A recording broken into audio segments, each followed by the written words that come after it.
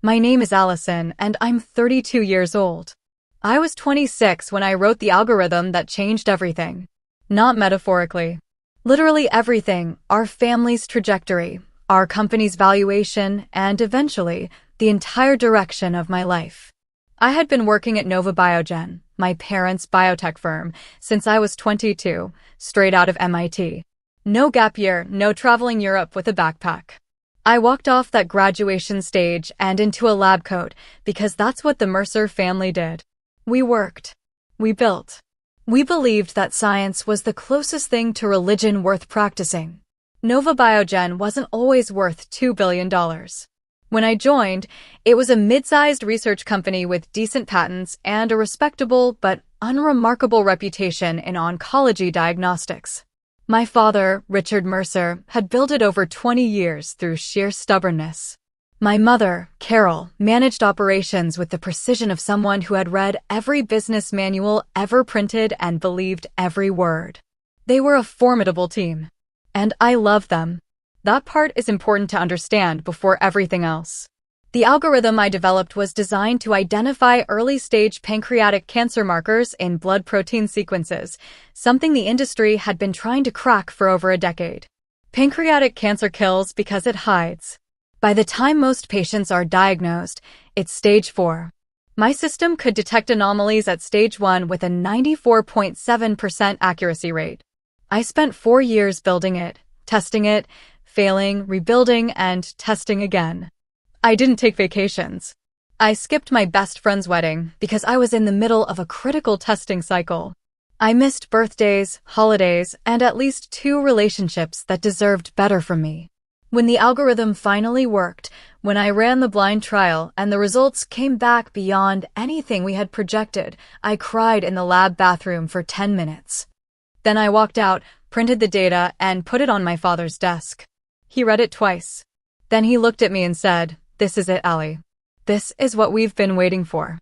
That moment felt like the summit of something enormous. I believed we were standing at the beginning of a new chapter together. I was catastrophically wrong about what kind of chapter it would be. The acquisition conversations started 8 months later. I knew there was interest from larger pharmaceutical companies. That was expected once we filed the patents and published preliminary findings. What I didn't know was how far along my parents had taken those conversations without telling me. I found out the way you find out things you were never supposed to know, by accident, in a hallway, hearing my father's voice carrying through a conference room door that hadn't latched properly. He was talking numbers, restructuring terms, transition timelines. I stood there with a cup of coffee going cold in my hand, and I understood in the space of 30 seconds that the deal was already done. I confronted them that evening. My father sat at the head of the dining room table, the same table where we had celebrated every company milestone for 20 years, and he told me plainly that they had accepted an offer from Brent Callaway, the founder of a large pharmaceutical conglomerate. $2 billion. Full acquisition. Clean transfer of all assets, intellectual property, and proprietary systems. "We're handing over the billions to Brent," Dad declared, his voice steady, almost rehearsed. "Now leave. You're fired." I remember the silence that followed. It wasn't dramatic. It was worse than dramatic. It was quiet in the way that means something has broken past the point of immediate noise. I looked at my mother, genuinely expecting her to soften it, to explain, to give me something to hold on to. Instead, she gave me a small, almost apologetic smile and said, "We sold our business, Allison. This was always ours to sell." I gazed at them in shock. My voice came out smaller than I intended. "So, you sold my code?" Mom chuckled, not cruelly, but casually, which was somehow worse. "We sold our business," she repeated, as though that answered everything. The meeting with Brent Callaway happened the following afternoon. I was told to attend, which I later understood was their way of making the handover appear collaborative. He was exactly what I expected, polished, measured, the kind of man who had bought and absorbed enough companies that the process no longer carried any emotional weight for him. My parents sat across from him, finalizing language. I sat to the side, technically present, functionally invisible. And then something happened that nobody in that room had anticipated. Brent stood up. He straightened his jacket, looked around the table, and then looked directly at me, not at my father, not at my mother, at me. The room shifted in a way I can't fully describe. The air changed. My parents exchanged a glance I caught in my peripheral vision. He said one word before he said anything else. Actually. What followed in the next 4 minutes restructured everything I thought I had lost. But to understand why what he said mattered, why it landed the way it did, why it carried the legal and professional weight that it did, you have to understand something I had done quietly, carefully, and entirely on my own. 2 years before that meeting ever took place. Something I had told no one. Not my parents, not my colleagues, not even the patent attorney we kept on retainer. I had protected myself. Not out of suspicion. Not because I saw this coming. But because I had learned, early in my career, that the most important thing a builder can do is understand exactly what she owns. And I owned more than any of them realized. Brent Calloway was not a man who used words carelessly. In 20 years of acquisitions, hostile takeovers, and boardroom negotiations, he had built a reputation for precision, every sentence measured, every pause intentional. So when he stood up at that table and said, "Actually," the word carried weight that immediately silenced the room. My parents stopped their quiet side conversation. The acquisition attorney looked up from his folder. And I sat very still, because something in his tone told me he was not speaking to the room. He was speaking to me. He said it calmly, without theater. "Actually, before we finalize the transfer of the diagnostic algorithm, specifically the blood protein sequencing system filed under the Nova Biogen umbrella, I need to clarify something my legal team flagged 48 hours ago." He opened a thin folder and slid a single document across the table toward my father.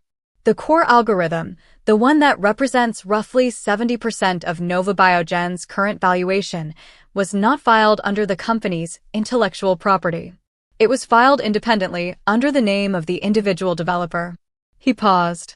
Under Allison Mercer. My father picked up the document. I watched his face as he read it. The color didn't drain, it shifted, like something underneath his expression rearranged itself. My mother leaned over to look. Neither of them spoke. 2 years earlier, I had sat in the office of a private intellectual property attorney, someone entirely unconnected to Nova Biogen's retained legal team, and I had filed a separate, independent patent for the core sequencing methodology under my personal name. Not the company's. Mine. I had structured it carefully, correctly, and quietly. The filing was airtight. I had done it not out of greed, and not because I foresaw betrayal. I had done it because a mentor of mine at MIT, a woman who had spent 30 years watching brilliant researchers lose the rights to their own discoveries, had told me once that ownership isn't assumed. It's documented. I had taken her advice and never mentioned it to anyone, because at the time, it didn't feel like a secret worth keeping. It just felt like basic professional sense. Now it felt like the single most important decision I had ever made. Brent looked at me across the table. Your parents sold me the company infrastructure, the brand, the client contracts, the lab equipment, and the secondary patents. What they did not have the legal authority to sell me was the algorithm. Because it was never theirs. He closed the folder. I essentially bought a $2 billion company built around a piece of technology that I now need to license separately from the person sitting in this room who was just told she was fired. The silence that followed was the loudest thing I have ever experienced. My father set the document down. He looked at me, and for the first time in my adult life, I saw something on his face that I had never seen directed at me before: uncertainty. Not anger. Not calculation. Genuine uncertainty, as though he was seeing me clearly for the first time and realizing he had misjudged the dimensions of who I was. My mother had stopped smiling entirely. She was looking at her hands. I want to be honest about what I felt in that moment, because the easy version of this story would have me feeling triumphant. I didn't. I felt grief and relief at the same time, layered over each other so completely that I couldn't separate them. These were my parents. The people who taught me to love science, who built something real from nothing, who had shaped every serious value I carried. The fact that they had cut me out didn't erase 26 years. It complicated them. And sitting there watching their composure break apart quietly, that wasn't a victory. It was the most painful version of being right I have ever experienced. But I was still right. And that mattered. Brent's team reached out to my personal attorney within 24 hours. We negotiated a licensing agreement that gave his company the right to commercialize the algorithm, which I agreed to, because the technology existed to save lives, and that purpose was never negotiable for me.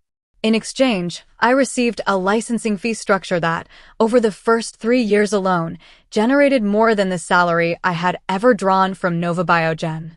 I also negotiated a research partnership clause that gave me an independent laboratory budget and full credit on all future publications derived from my methodology. I was not going to disappear from the work I had spent a decade building. My parents and I did not speak for 7 months after that meeting.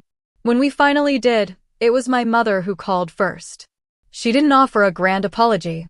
What she said was quieter than that she hadn't understood what she was doing when she did it, which is different from saying she didn't do it. I told her I understood the distinction. We are still rebuilding. Slowly. Some structures take longer to repair than to break. But we are trying, and that has to mean something. What I want you to take from my story is not the legal strategy, though protecting your work is real and important and something I will advocate for until I can't anymore. What I want you to take is this. The moment my parents told me I was finished, I had 2 choices. I could accept someone else's declaration of my worth, or I could already know my own. I had spent years quietly, carefully knowing mine. Not loudly. Not defensively. Just with the kind of calm certainty that doesn't need an audience until the moment it needs to matter. Build that in yourself before you need it. Document what you create. Understand what you own. And never let anyone, not even the people who love you, convince you that your contribution is theirs to sell. If this story moved you, if it made you think about your own work and what you're building and what you deserve from it, subscribe to this channel. Every story here is told for the person who needs to hear it exactly when they need to hear it. That person might be you today. It was me once. And I'm still here.